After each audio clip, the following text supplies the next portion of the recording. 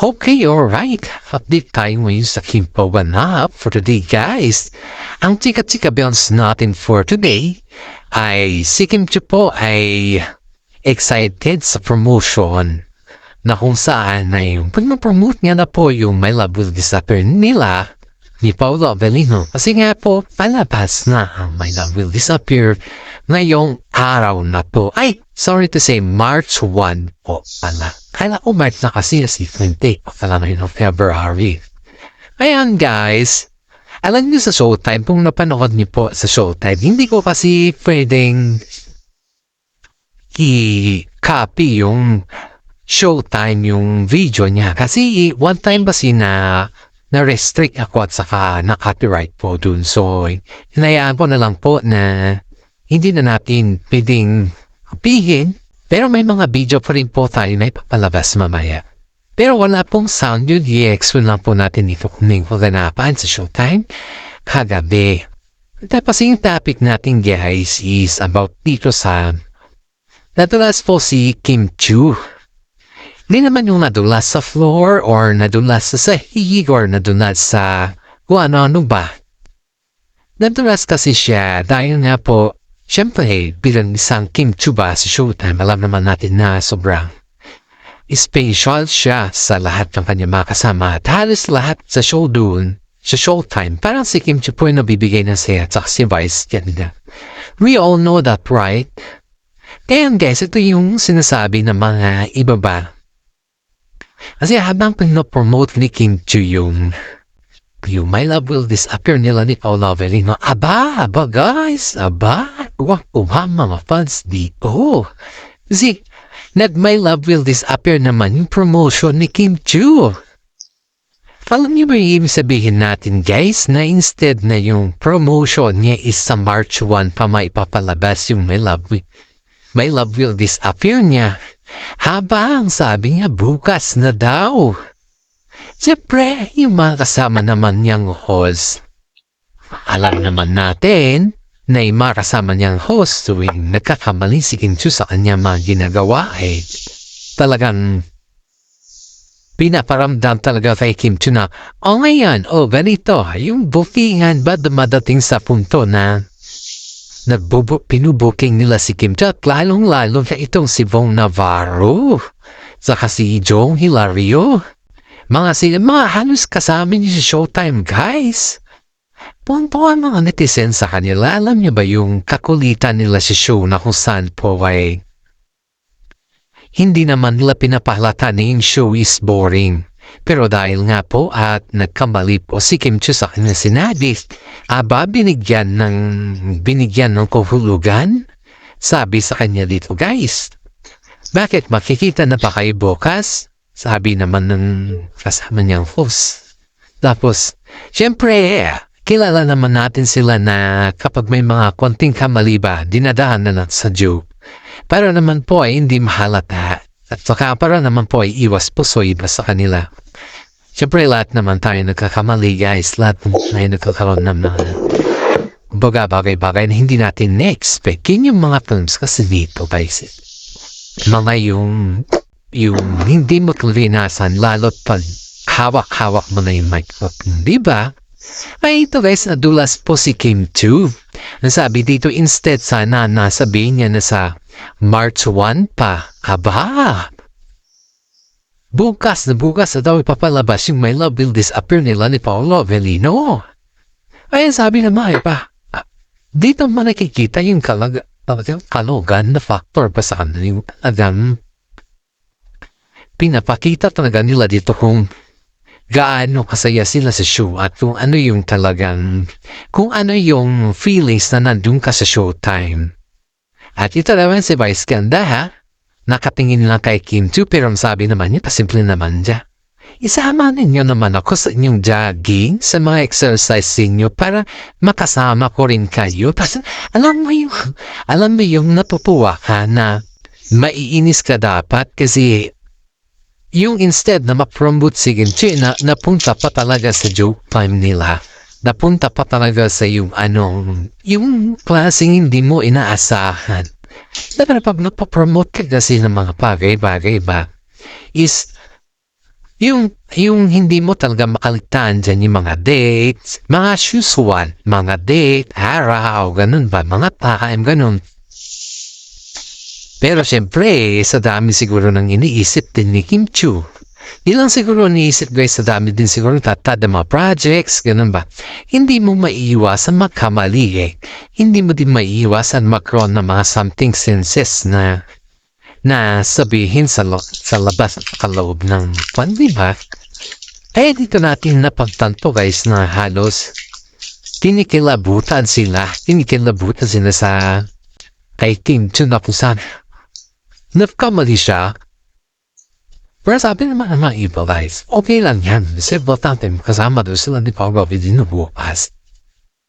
Walang tuwa naman ang mga netizen dito guys kasi kuhang-kuha po nila yung pag-joke ng mga kasama ni Kim Chiu Showtime. Alam mo yung mga netizen na pag yung nakakakilig yung sinasabi ng mga kasama ni Kim Chiu sa Showtime ay mas lalo po silang maging masaya, lalo-lalo na po yung ating mga viewers dyan sa California, sa mga senior citizen dyan. Shout out po natin kayo. Shout out po kayo guys. Pwede naman, if you mind guys, sa mga viewers natin dyan, sa mga senior citizen, sa mga ibang bansa, alam pong pailang po yung aking mga viewers na sumusubaybay sa akin kasi halos alam naman din natin na love niyo po ang Kim Pao na pagkaya ko. Sa mga, pwede naman din guys sa mga non-viewers, maraming salamat pa rin. Dahil kahit papaano ay pinapanood niyo pa rin po yung ating YouTube channel. Pero ito guys ang pinakamarami kong viewers dito ay yung mga senior citizen dyan. Sa iba't ibang bansa ito. Dito ako na-appreciate po yung mga efforts ninyo na habang pinapanood niyo po yung aking updates for today. You know guys, ito is para sa mga nanonood sa atin alam pong kinikilig po kayo sa ating mga palagi mga updates kasi patungkol ito sa mga Kim Pao ba na kung saan ay botong-boto rin kayo kay Paolo Avellino at saka kay Kim Chiu. Na isang araw guys ayon dito sa ating mga legit na sources.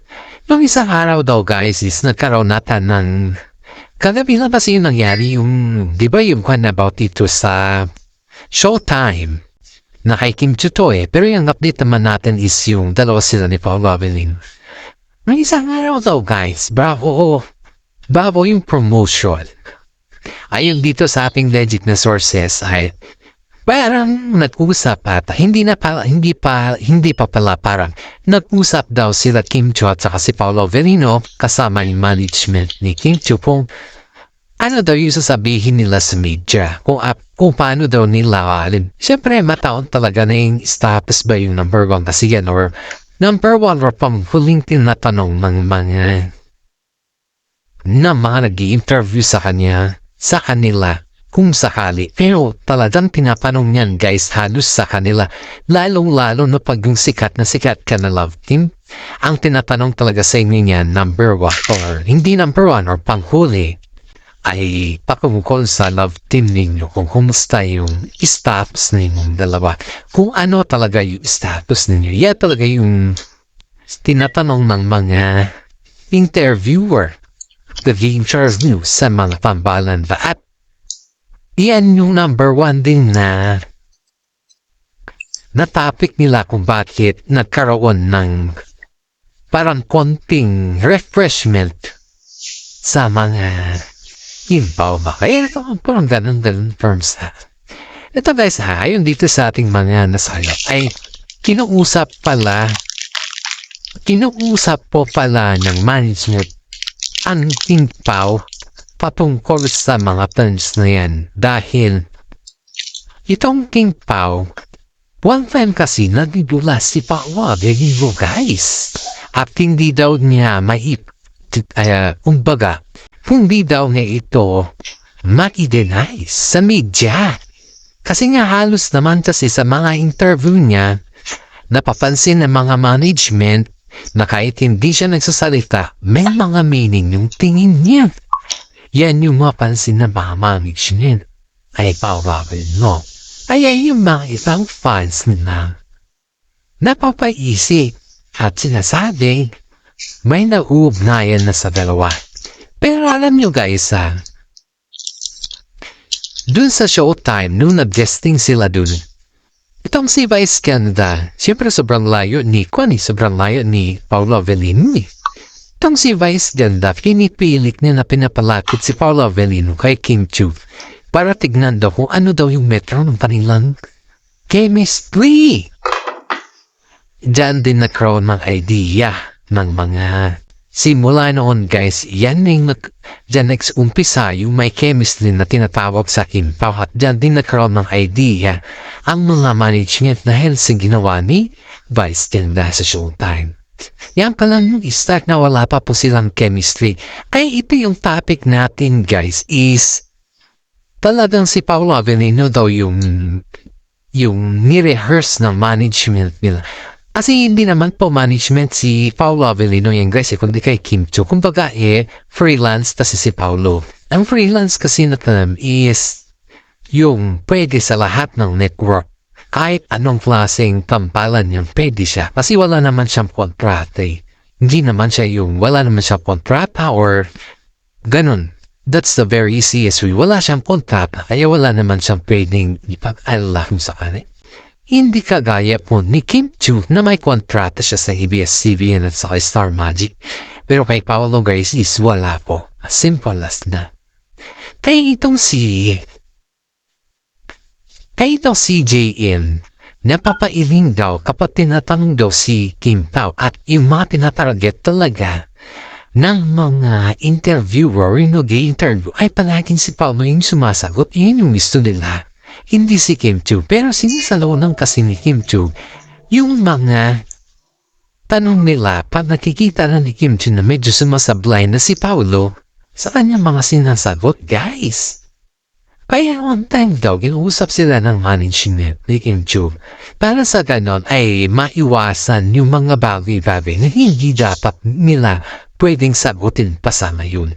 Yun kasi daw yung sabi ng management now. Wag munang umamin hanggat hindi pa ninyo na ipakalabas ang marami ninyong movie. Kasi times come, na ninyo ang Katniel. Parang ang mga binibasis nila kasi sa ngayon, guys, is, ayon dito sa ating legit na sources, is ang Katniel. Katniel ba sila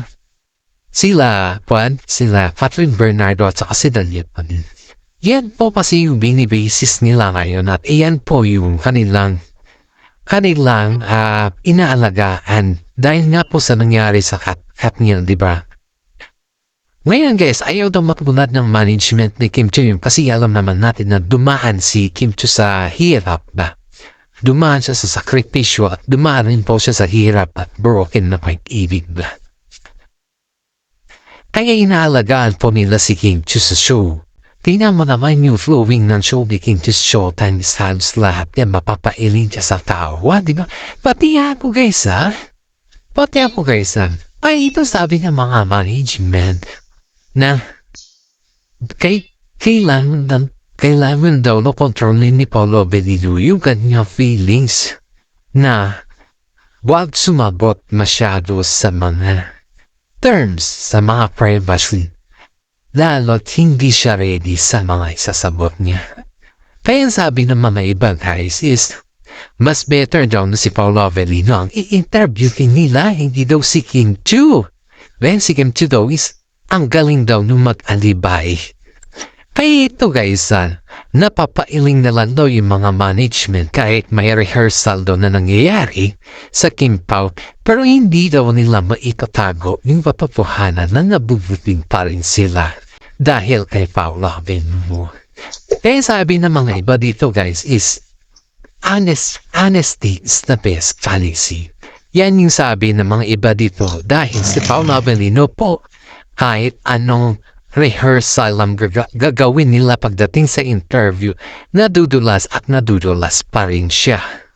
Ay ito, nung tinanong ulit siya ng isang nag-i-interview sa kanila, medyo ba? Aba, dito na naman nadulas na naman si Paolo Avellino guys.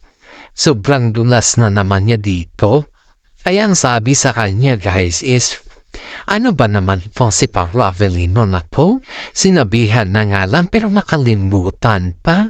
Pero pagdating naman sa acting career is swak naman siya. O diba?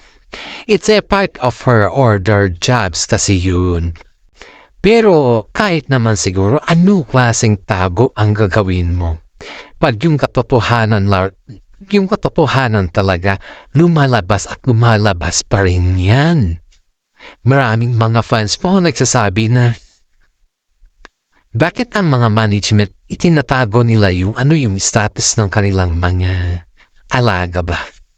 Ito guys, tanong, basahin ka lang to tanong ng comment pala. Comment at tanong isa nating viewers na sinasabi dito na bakit daw kailangan ng mga management na itago ang status ng kanilang alaga. Hindi naman sa guys ayon dito sa ating mga nasagap na balita sa loob ng show kasi nagtanong din po tayo kung bakit kailangan palingan iganon yung mga artista ba na sabihin na walang namamagitan sa kanila kahit ang lakas ng impact nila sa netizen. Ano yung sagot nila dito guys is sagot nila dito sa akin na nagtanong kasi ako kagabi. Kasi siyempre hindi naman tayo yung management nila Paolo Avellino para masagot din natin yung mga ganyan. At sa tayo din po ay fans lamang nila. Kaya ako ay nagtatanong sa mga management sa mga nasa loob ng showbiz. Kasi hindi naman natin alam po ano yung plano ba or kung ano yung kaganapan, bakit gano'n yung sistema nila naman. Hindi din natin alam po ano yung rason.